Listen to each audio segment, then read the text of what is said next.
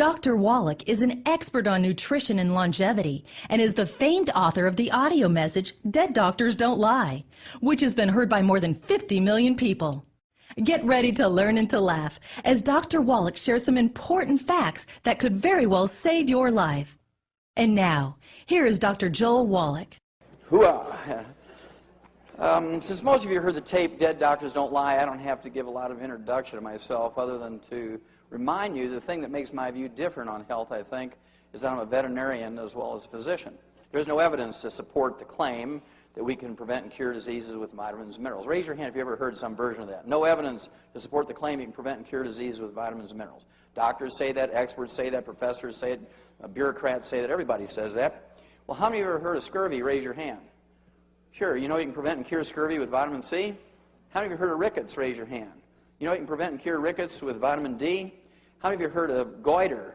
Raise your hand. You know you can prevent and cure goiter with iodine and copper and selenium?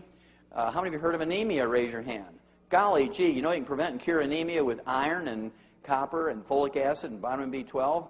And what about things like beriberi with congestive heart failure? You know you can prevent and cure that with thiamine or vitamin B1?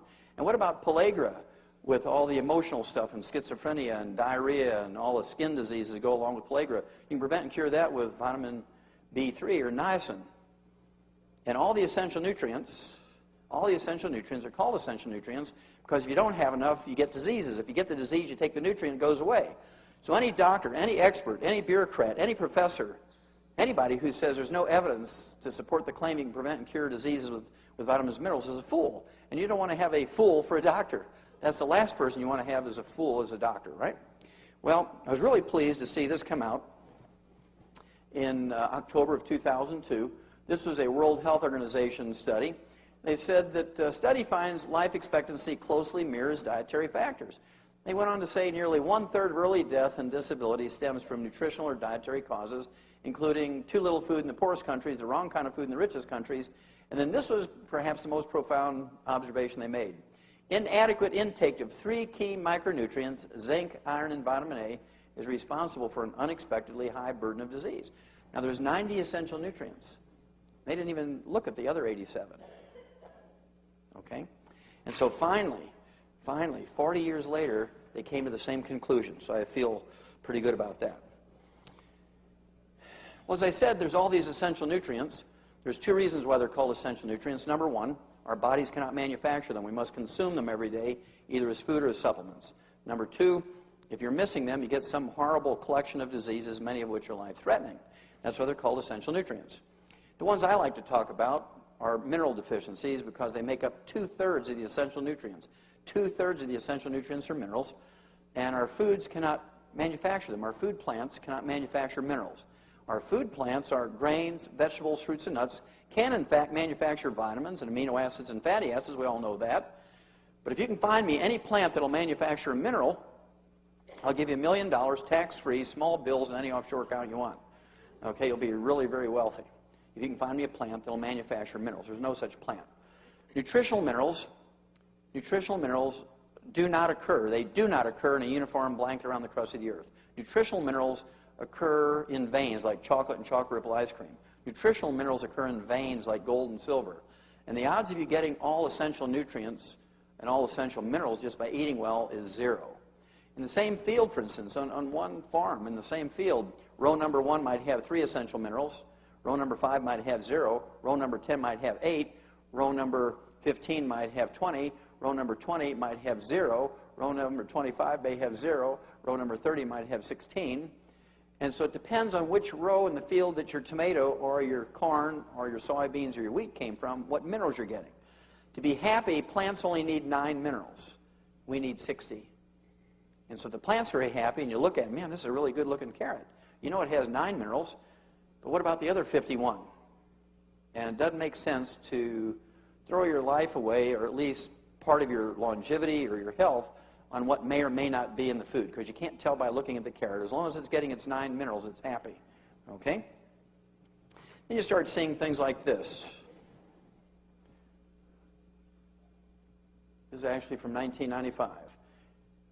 Healthy crops depend on healthy soil. Well, everybody knows that, need 9 minerals. But the new report says that nearly 40% of the world's land used for agriculture is seriously degraded, which means it doesn't have these nutrients in it anymore.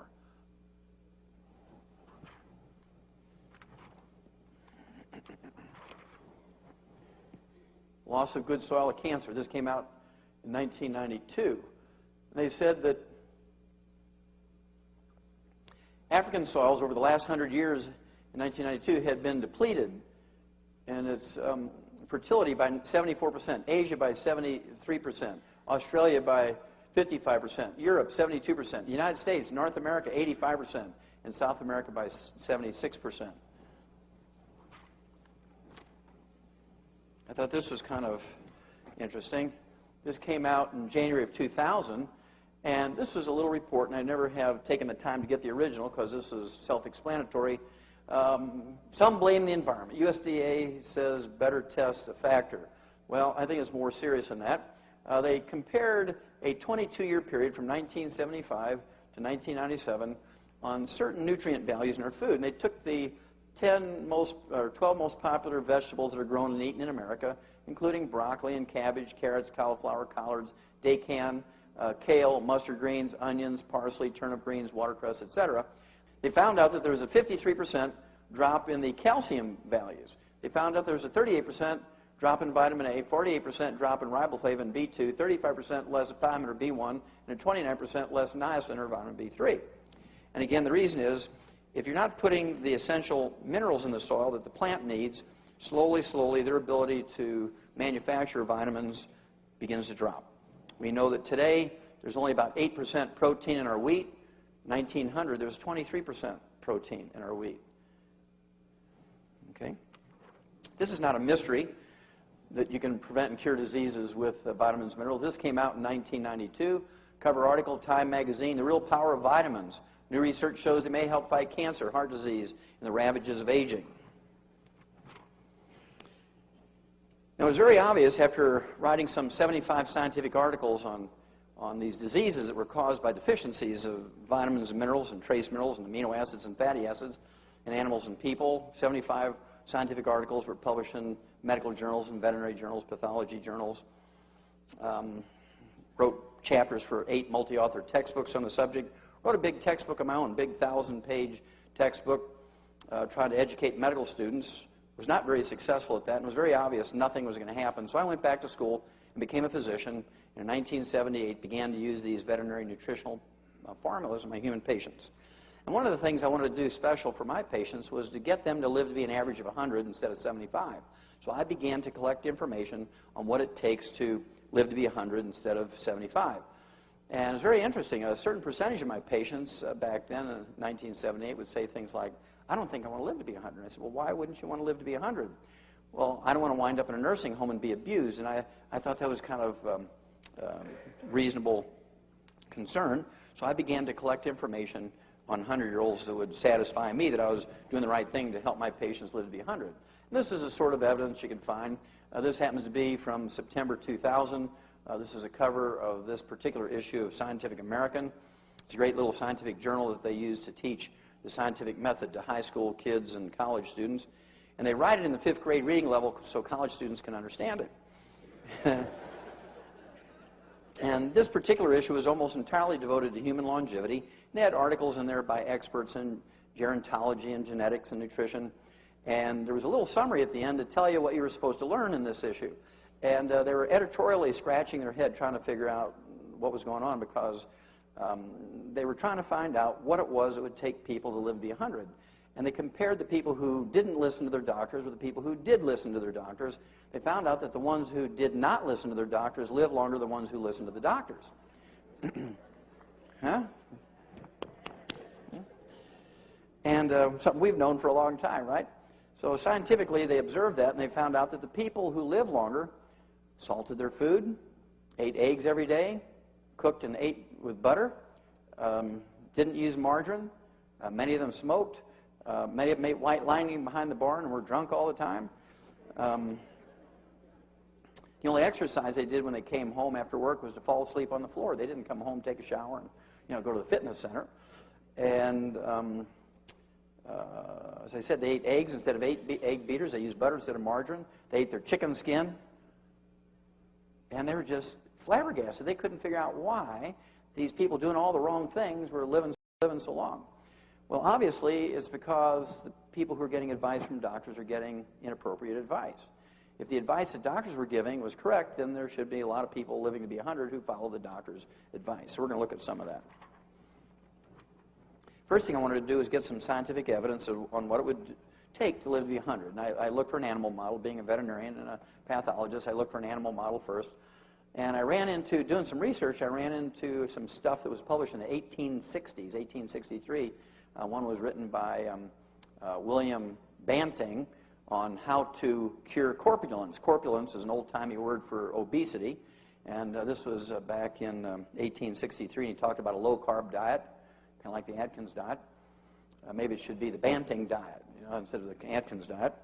And then in 1935, a guy who'd been doing all his research in the 1920s by the name of Clive McKay came out with his landmark article in 1935. And what he did was essentially take 3 groups of rats. Group number 1, he gave the rat pellet of the day, and these rats lived to be an average of 2 years, which is really super, because prior to this rat pellet coming out with all of the nutritional knowledge of the time, people who were using rats and mice and rabbits for research would give them rolled oats and carrots and cabbage and things like that, and they might live to be 11 months after weaning instead of 2 years. So it was really good to have a laboratory animal and a food that you could give them that routinely allowed them to live to be 2. He then took the second group, gave them the same basic pellet as group number 1, but he cut the carbohydrate calories by 30%, kept the vitamins and minerals the same, and they lived to be 50% older, 3 years. Got kind of excited about that. Took group number 3, cut the carbohydrate calories from group number 1 by 60%, kept the vitamins and minerals the same, and they lived twice as long. They lived to be 4 years of age, and they really got excited about cutting this carbohydrate calories thing. But it wasn't just that. When they redid the studies with spiders and beetles and worms and pigeons and all kinds of animals, they found out that it was the density of the vitamins and minerals per remaining carbohydrate calorie. That was the basic reason, because he had always kept the vitamins and minerals the same when he dropped the calories. He didn't just drop the percentage of food, he dropped only the carbohydrate calories, keeping everything else the same. So in group number 3, there was like 3 times more vitamins and minerals per carbohydrate calorie than there was in group number 1. Now that I had an animal model and had some idea what to do, I began to look for a human model, and I ran into a guy by the name of Art Linkletter. How many of you heard of Art Linkletter? Okay, great guy. He was funny. I put he and Jack Benny and Red Skelton and Milton Berle all in the same group. They could tell funny stories without saying dirty words and things, and great family comedians. And Art Linkletter wanted to live to be 100. And he wanted to live to be 100 because he read this book. It was a Pulitzer Prize-winning book published in 1933 called Lost Horizon. It was written by James Hilton, and in this book, Lost Horizon, James Hilton coined the term Shangri-La. How many of you heard of Shangri-La? Okay, well, that's where that came from, that book. And Art Linkletter got real excited about living to be 100. Well, the book was actually written about a people called the Hunza. How many of you heard of the Hunzas? Okay, well, the Hunzas come from northeast of Pakistan, and they're a third world country, obviously, and Art Linkletter hired an eye doctor by the name of Alan Bannock, Dr. Alan Bannock. And this eye doctor was kind of an amateur farmer, and Art Linkletter funded him to go there for 6 months during the growing season and find out what their secret was to live to be 100.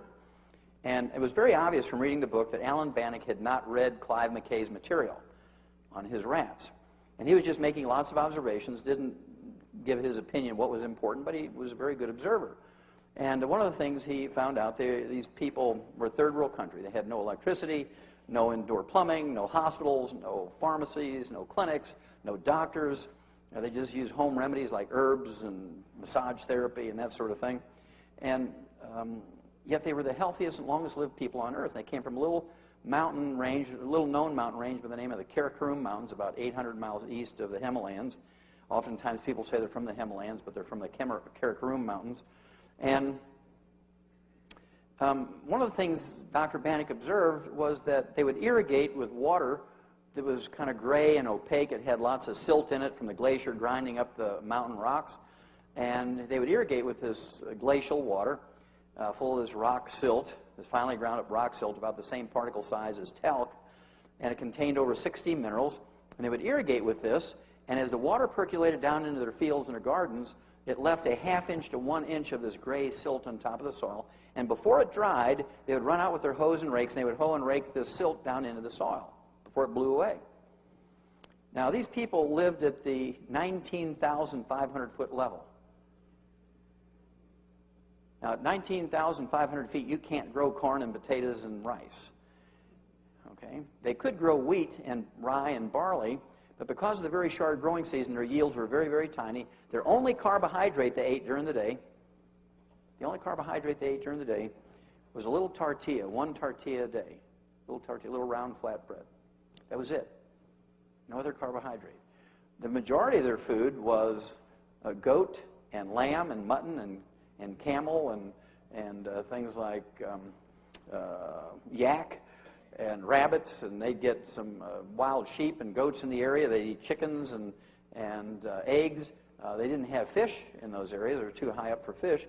And so they cooked in butter. They used milk and cheese and yogurt. They could store dairy protein as cheese and yogurt. And that was it. They had a little garden. They'd grow a little bit of cabbage and tomatoes. Nothing else. They would also take the wood ashes from their fires, their cooking and heating fires, and put it in their gardens. How many of you ever put wood ashes from a fire into your garden? Yeah. This is a very old European and Asian custom, and somehow somebody learned that by putting the wood ashes from your fires into your gardens, it increases the yields and makes the food taste better and so forth. Well, it turns out the wood ashes are the minerals that are left when you burn away the carbon in the wood. So now I had not only an animal model, but a human model. They had a renewable source of minerals in their food.